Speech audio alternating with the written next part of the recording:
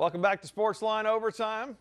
Following the Capital Lions, their rival, the Mckinley Panthers, Coach Robert Signator and his Panthers in the studio with us. And Coach, Chad Germany says it's not much of a rivalry lately. Capital's kind of been having the upper hand for a while now.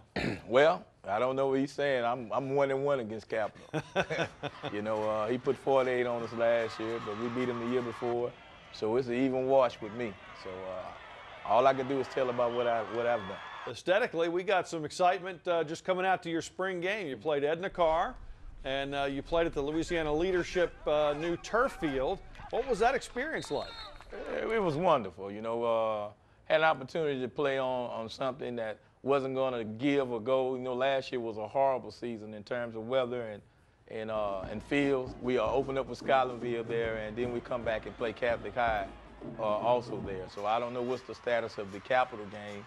I don't know if he's going to move it there or keep it at Memorial because it's his home game this year. But regardless, we get the first two games on the turf. Let's talk about how you did on the turf. How did you think your team did overall? I think we did surprisingly well. Watching Carr get off the bus, and they looked like a young junior college team. Talked about, hey, they're only kids just like we're kids, and, hey, they put their pants on the same way. And we went in there and we got after it. Jordan Robinson is your quarterback, and the guy who stood out to us a lot was Leonard Tillery as far as running the football. He's an exciting player. Yes, Jordan has gotten a whole lot better. He was the starter last year as a 10th grader. And Leonard is Leonard. He was good for us last year, and he got hurt toward the end of the year. But I think he's going to be real good. I think the two combination is going to be good for us. In the footage that we saw the spring game, there were some issues on the offensive line. You got some developments in regards to maybe getting that situation corrected? Yes, we're in the process of trying to bring in a new coach, a new offensive line coach who's been around. He's a seasoned veteran.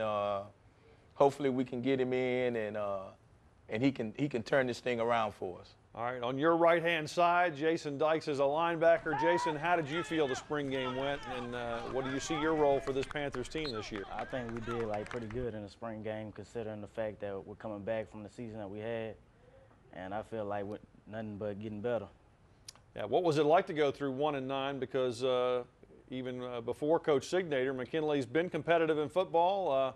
It's been a long time since a 1-9 season. Oh man, that hurt.